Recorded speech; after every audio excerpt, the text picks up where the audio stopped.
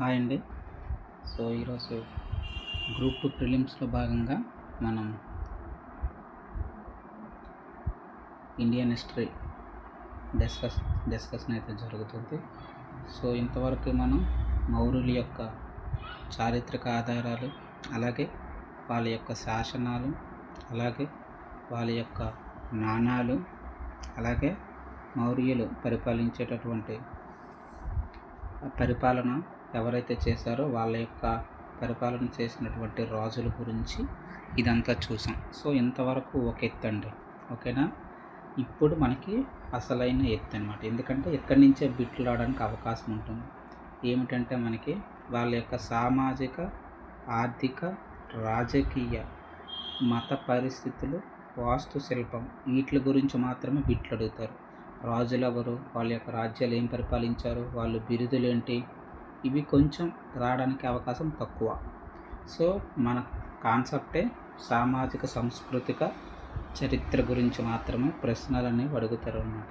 అంటే ఈ రాజ్యాలు మన భారతదేశానికి ఎటువంటి కంట్రిబ్యూషన్ చేశాయి, ఆ కోవలు మాత్రమే మనకి ప్రశ్నలు అనేవి ఉంటాయి. ముందుగా ఛానల్ని అయితే సబ్స్క్రైబ్ చేసుకోండి, ఓకేనా. లైక్ చేయండి, షేర్ చేయండి, ఓకేనా. ఎవరైతే సబ్స్క్రైబ్ చేసుకున్నారో వాళ్ళకి ముందుగా ధన్యవాదాలండి, ఓకేనా. మనం ఇదే కాదు, ఇండియన్ హిస్టరీయే కాదు, అన్నీ టోటల్ ప్రిలిమ్స్లో ఎన్ని అయితే ఉన్నాయో 5 సబ్జెక్టులు డిస్కస్ చేద్దాం.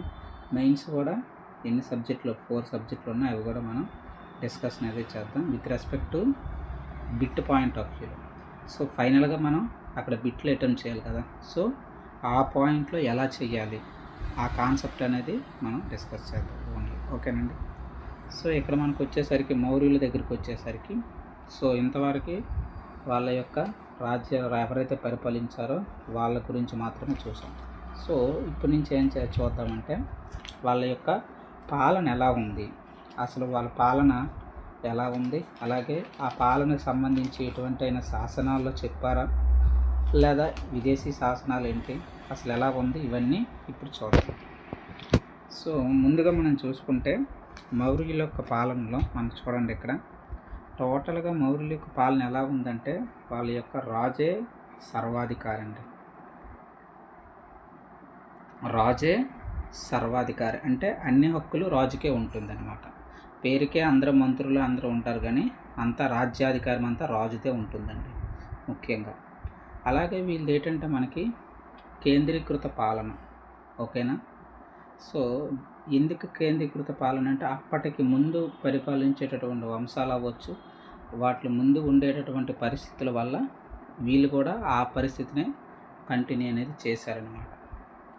ముఖ్యంగా ఇక్కడ ఏంటంటే మనకి వీళ్ళ యొక్క పరిపాలనా కాలంలో మనం తీసుకుంటే ఇక్కడ దాదాపు బీసీ క్రీస్తు పూర్వం 320-21 నుంచి 187-181 అలా ఉంటుంది. కొన్ని పుస్తకాలు ఒక్కొక్కటి ఒక్కొక్కలా ఉంటాయి, కానీ ప్లస్ ఆర్ మైనస్ ఈ కాలానికి.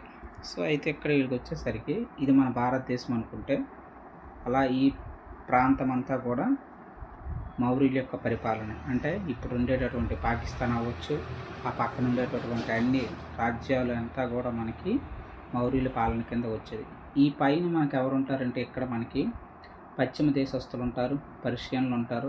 వీళ్ళు ప్రభావం అనేది మన మౌర్యుల యొక్క సామ్రాజ్యం పైన చాలా ఎఫెక్ట్ అనేది ఉంటుందండి. ఎందుకంటే మనం ముందు డిస్కస్ చేసుకున్నాం, అలెగ్జాండర్ దండయాత్రలు మొదలైనప్పుడు అయితేనేమి వాళ్ళ యొక్క రాజ్యాల యొక్క అలెగ్జాండర్ ప్రతినిధులైనటువంటి సెల్యూకస్, నికేటర్, అలాగే తర్వాత కాలంలో వచ్చేటటువంటి వాళ్ళందరూ కూడా వర్తక విదేశీ వాణిజ్యాలన్నమాట, వర్తకాలు అనేవి చేసేవారండి. అందుకే వాళ్ళ యొక్క ప్రేరణ అవ్వచ్చు, వాళ్ళ యొక్క ఇంపాక్ట్ అనేది మన యొక్క మౌర్యుల పైన ఎక్కువగా కనిపిస్తుంది.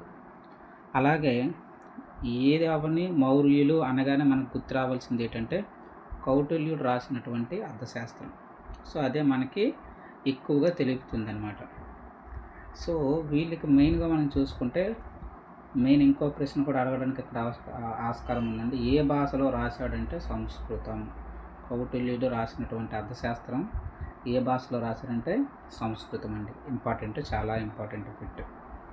మొత్తం ఈ అర్థశాస్త్రంలోనే తెలియజేస్తుందన్నమాట. ఎవరిది? మౌర్యుల యొక్క సాంఘిక, ఆర్థిక, రాజకీయ, మతము, వాస్తుశిల్పము, నాణాలు, శాసనాలు, అధికార పరిపాలన, ఇలా అన్నీ కూడా మనకి మెయిన్ ఫస్ట్ మనం చూడాల్సిన రెఫరెన్స్ ఏమిటంటే మనకి కౌటిల్యుడు రాసినటువంటి అర్థశాస్త్రం అండి. అందులో ఆయన ఏం చెప్పాడంటే, రాజుకి 18 మంది సహాయకులు ఉండేవారు, వాళ్ళని తీర్థంకరులు లేదా అధికారులు అని చెప్పాడండి. రాజులకి సహాయం చేయడానికి రాజుకి 18 మంది అధికారులు ఉండేవారు అన్నమాట. అలాగే మనకి ఇక్కడ వాళ్ళ యొక్క స్ట్రక్చర్ చూసుకుంటే, మనకి మౌర్యుల యొక్క స్ట్రక్చర్ కానీ చూసుకుంటే, ముందు రాజ్యం అండి. ఆ రాజ్యంలో మళ్ళీ రాష్ట్రాలు ఉంటాయి. మళ్ళీ ఆ రాష్ట్రాలని ఆహారాలుగా విభజించారు. మళ్ళీ ఆ ఆహారాలని ప్రాంతాలుగా విభజించారు. మళ్ళీ ఆ ప్రాంతాలని గ్రామాలుగా విభజించారు. అంటే చివరి విభజన ఏమిటి అంటే మనకి గ్రామం. ఓకేనండి. చివరి విభజన ఏంటంటే మౌర్యులది గ్రామం. ముందు రాజ్యం. రాజ్యానికి ఎవరు అధిపతి? మనకి పరిపాలించేవాడు రాజు ఉంటాడు. ఆ రాజ్యం తర్వాత ఎవరు? రాష్ట్రాలు ఉంటాయి. సో ఆ రాష్ట్రాలు అంటే మనం చెప్పుకున్నాం, ఒక్కొక్క రాష్ట్రానికి ఒక్కొక్క గవర్నర్ లేదా ఏమంటాము, కుమారమాత్యులు అంటాం. అంటే వీళ్ళెవరు? రాజు యొక్క కొడుకులు అవ్వచ్చు, రాజు బాగా నమ్మిన బంటులు అవ్వచ్చు. వాళ్ళని ఒక్కొక్క రాష్ట్రానికి నియమిస్తారనమాట. ఇక్కడ వీళ్ళ మౌర్యుల యొక్క పాలన స్ట్రక్చర్ అలా ఉంటుంది. మళ్ళీ అందులో డివైడింగ్, ఆహారాలు ఉంటాయి. ఈ ఆహారాలకు ఎవరు? రజ్జకులని నియమిస్తాడనమాట. రజ్జకులు అంటే ఇప్పుడు మనం ప్రజెంట్ చూసుకునేటటువంటి కలెక్టర్స్. ఈ ఆహారాలు అంటే ఏంటంటే కలెక్టర్స్ అనమాట మనం. ఓకేనండి. కలెక్టర్ పైన గవర్నర్ ఉంటాడు. ఆ గవర్నరే మనకెవరు ఇక్కడ? కుమారులు. సో మనకు తెలుసు, బిందిసారుడైనటువంటి కుమారులు అశోకుడు అవ్వచ్చు, సుసేమ అవ్వచ్చు. సో వీళ్ళందరూ కూడా గవర్నర్లుగా ఉంటారనమాట. సో ఇక్కడ కలెక్టర్స్ ఉంటారు. కలెక్టర్ల కింద మళ్ళీ ప్రాదేశికులు ఉంటారు. వీళ్ళు ప్రాంతాలని పరిపాలిస్తారు. చివరిది ఏంటంటే పరిపాలన రూపంలో చివరిది మనకి గ్రామం. ఏంటండి? గ్రామం. సో ఇక్కడ మనం చూసుకుంటే చివరిది మనకేంటి? గ్రామం. ఆ గ్రామాన్ని ఎవరు పరిపాలిస్తారు? గ్రామణులు పాలిస్తారనమాట. ఇక్కడ ఇంకొక ఇంపార్టెంట్ పాయింట్ ఏంటంటే, ఇది బిట్ అడగడానికి అవకాశం ఉందండి. మనం ఇక్కడ చూసుకుంటే చాలా ఇంపార్టెంట్ ఏంటంటే, ఆ కౌటిల్యుడి ప్రకారంగానే, ఆయన రాసినటువంటి అర్థశాస్త్రంలో ప్రకారంగానే సమాజం అనేది 7 వర్గాలుగా ఉందండి. సమాజం అనేది మనకి 7 వర్గాలుగా అప్పట్లో ఉండేది మౌర్యుల కాలంలో. సో అంటే ఈ సాంఘిక పరిస్థితుల్ని ఎవరు వివరించారు అని అంటే, అక్కడ గ్రీకు రాయబారైనటువంటి మెగస్తనీస్ రాసినటువంటి ఈ ఇండికా గ్రంథంలో చెప్పాడనమాట. ఓకేనండి. మౌర్యుల యొక్క సాంఘిక పరిస్థితులను వివరించినటువంటి గ్రంథము, విదేశీ గ్రంథము ఇండికా. ఓకేనండి. ఇండికా చాలా ఇంపార్టెంట్ మనకి. అలాగే ఆ కాలంలో మనకి మౌర్యుల పాలనా కాలంలోనే మనకి ఏంటంటే వేశ్య వృత్తి కూడా ఉండేదండి. బిట్ అడుగుతాడు, పక్కాగా అడుగుతాడండి. వేశ్య వృత్తి కూడా ఆ కాలంలో మనకి ఉండేదన్నమాట అప్పటికే. అయితే ఇక్కడ ఇంకొక పాయింట్ ఏంటంటే, ఎవరైతే రాజులు ఉన్నారో, సో ఎవరైనా అవ్వచ్చు, చంద్రగుప్త మౌర్యుడు అవ్వచ్చు, బిందుసారుడు అవ్వచ్చు, అశోకుడు అవ్వచ్చు, వీళ్ళందరూ కూడా మనకి అంగరక్షకులుగా మనకేం చేస్తారంటే, వాళ్ళ యొక్క కొంతమంది మనకి స్త్రీలనే పెట్టుకుంటారండి. స్త్రీలనే వీళ్ళకి మనకేంటంటే సెక్యూరిటీ గార్డ్స్గా వీళ్ళు పెట్టుకుంటారనమాట. ఎవరు? రాజులు. ఎవరిని? స్త్రీలని. దేనిగా? అంగరక్షకులుగా. మనకి ఆ సాంప్రదాయం అనేది అప్పుడు ఉండేది అనమాట. ఎందుకు అలా అంటే, అంతకు ముందు కాలంలో ఉండేటటువంటి మగధ సామ్రాజ్యంలో మనకు తెలుసు, చాలా 16 రాజ్యాలు అక్కడ విజృంభించాయి. అందులో ఒకటి దుర్భేద్యమైనటువంటిది మగధ సామ్రాజ్యం. సో అక్కడి నుంచి మనకి మానవుడికి నమ్మకం అనేది ఎవరి మీద ఉంటుందంటే, వాళ్ళ యొక్క భార్యలు అవ్వచ్చు. ఓకేనండి. మ్యాక్సిమం స్త్రీలు అంటే వాళ్ళ భార్యలనే భార్యలు లేదా ఆ భార్య కింద ఉండేటటువంటి నమ్మకమైనటువంటి వాళ్ళని నియమించుకుంటారనమాట ఈ రాజులు అనేటటువంటి వారు. సో ఇవన్నీ మనకి ఎక్కడ తెలుస్తుందయ్యా అంటే అప్పుడు ఆ కాలంలో ఉండేటటువంటి బౌద్ధ మత గ్రంథాలు, అలాగే దీపవంశము, అలాగే సింహల గ్రంథాలు అనొచ్చు అన్నమాట. ఓకేనండి, సింహల గ్రంథాలు. సో అవి మనకి బౌద్ధ జాతక కథలు అవి చెప్తాయండి. వీటితో పాటు అవి ఒక బేస్ రిఫరెన్స్ కూడా మనం తీసుకోవచ్చు. ఓకేనండి. అలాగే చాలా ఇంపార్టెంట్, అప్పట్లో సతీ సహగమనం కూడా ఉండేది. ఓకేనండి. ఇవేవి ఇక్కడపై ఎవరు సో మెటీరియల్లో ఎవరండి మనకి. సో ఇదంతా మనం బయట నుంచి ఎస్టిమేషన్ చేసుకోవాలన్నమాట. ఓకేనా. సో ఒక్కొక్క మెటీరియల్ ఒక్కొక్కలాగా ఇస్తారు. టోటల్ మనకేంటంటే హిస్టరీని రెఫర్ చేసి నేను ఇన్ఫర్మేషన్ అనేది మీకు ఇస్తానండి. ఓకేనా. సో అలాగే మనకి ఇక్కడ చూసుకుంటే వాటితో పాటు కన్యాశుల్కం కూడా ఉండేది ఆ కాలంలో. ఓకేనా. సో ఇలా అప్పట్లో ఆచారాలు అనేవి వాళ్ళకు ఉండేదండి. ఎవరి కాలంలో? మౌర్యులు కాలంలో. సో ఇది వాళ్ళ యొక్క మౌర్యుల యొక్క పరిపాలన, అలాగే మౌర్యుల యొక్క పరిపాలన నిర్మాణం ఇలా ఉంటుందండి. తర్వాత వచ్చేసరికి మనకి ఇక్కడ చూసుకుంటే మౌర్యులు సైనిక పాలన, ఇది కూడా ఇంపార్టెంటే. ఎందుకు? సైన్యం అనేది ఉండాలి. సైన్యం లేకపోతే శత్రు రాజ్యాలు అనేవి మనకి దండెత్తు వస్తాయి. సో ఆ పాయింట్ ఆఫ్ వ్యూలో మనకి ఇది కూడా ఇంపార్టెంట్. సో అందుకే వీళ్ళు ఏంటంటే మన మెగస్తనీస్, అలాగే మన కౌటిల్యుడు వాళ్ళ యొక్క మ్యాక్సిమం సైనికులు తీసుకుంటే మనకి మ్యాక్సిమం మెగస్తనీసే చెప్పాడండి. విదేశీ రాయబారి ఈయన బాగా చెప్పాడనమాట.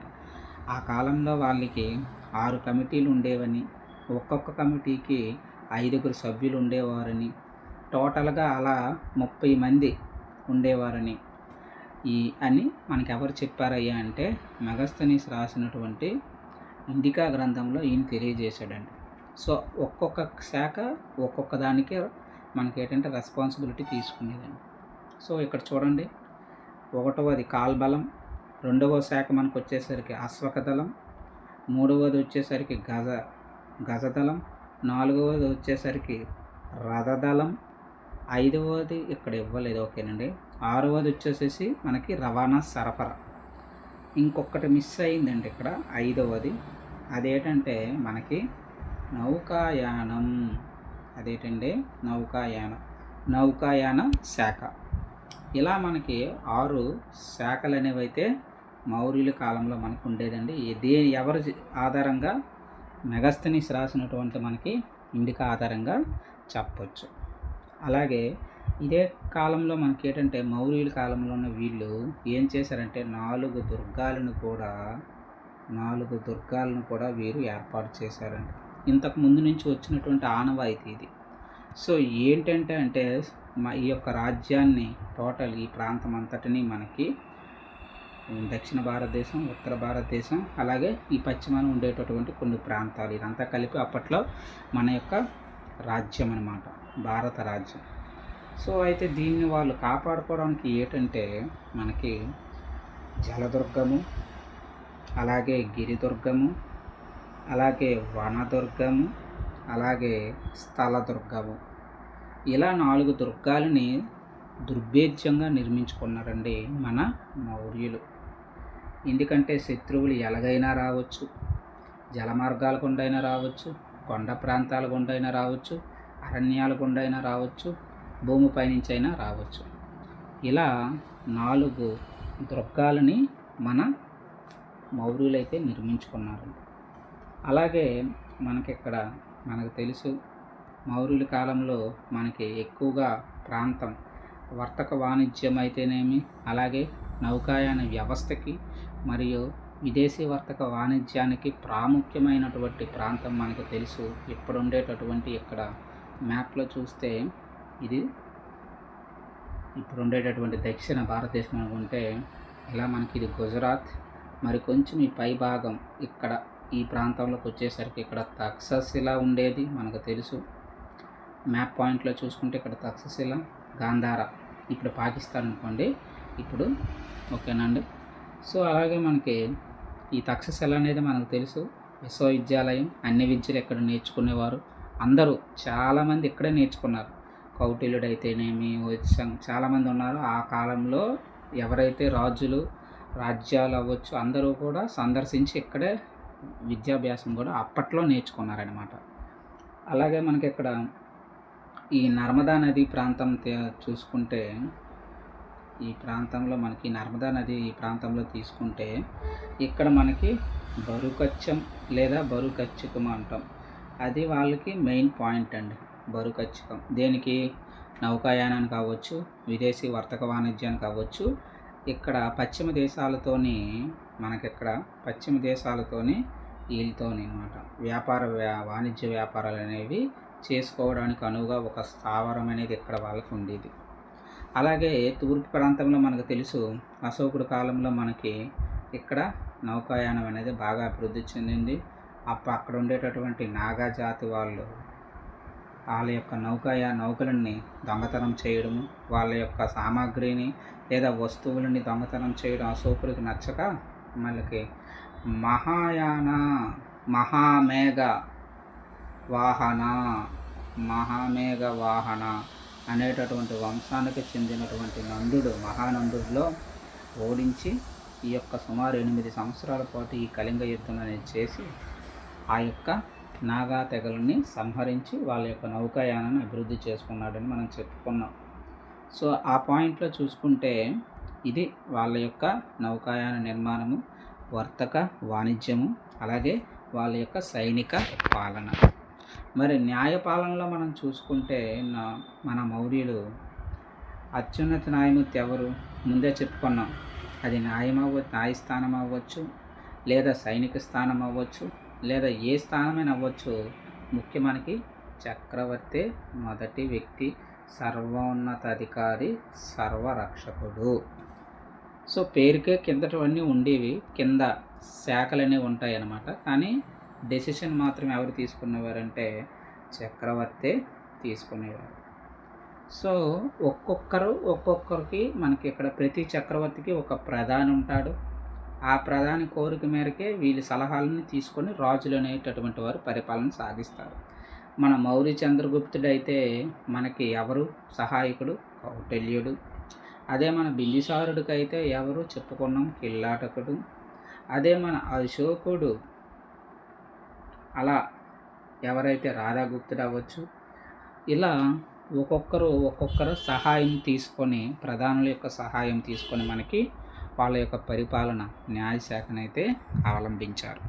సో అందులో మనకు ముఖ్యంగా ఏంటంటే మనకు న్యాయస్థానం హెడ్ క్వార్టర్స్ పాటలీపుత్రం వాళ్ళ యొక్క మెయిన్. అలాగే సివిల్, అలాగే క్రిమినల్, ఈ 2 కేసులను పరిపాలించుకునేవారు అనమాట. ఒక్కొక్కటి ఉండేది. మనకి ఇక్కడ సివిల్ అవ్వచ్చు, న్యాయస్థానాలు ఇక్కడ చూసుకోండి. ఒక్కొక్కటి సివిల్కి ధర్మస్థలం అని అంటాము, అలాగే టసోదనం అంటాం, టంకోసదనం లేదా టసోదనం అంటాం క్రిమినల్కి అనమాట. క్రిమినల్ కేసులకి ఒక్కొక్కలాగా మనకి వీళ్ళు ఇచ్చారనమాట. సో అలాగే ఇక్కడ మనకి చూసుకుంటే 10 గ్రామాలకి సంగ్రహ న్యాయస్థానం అని అలా గ్రామాలను కలుపుతారనమాట. 400 గ్రామాలకి ద్రోణముఖ న్యాయస్థానం అని, 800 గ్రామాలకి స్థానీయ న్యాయస్థానం అని ఇలా విభజన అనేది చేసుకునేవారు. అలాగే వీళ్ళ కాలంలో ఏంటంటే చివరి భాగం ఏదయ్యా అంటే న్యాయస్థానంలో చివరి భాగం మనకి గ్రామం. ఇది వీళ్ళ యొక్క న్యాయస్థానం యొక్క పేర్లు.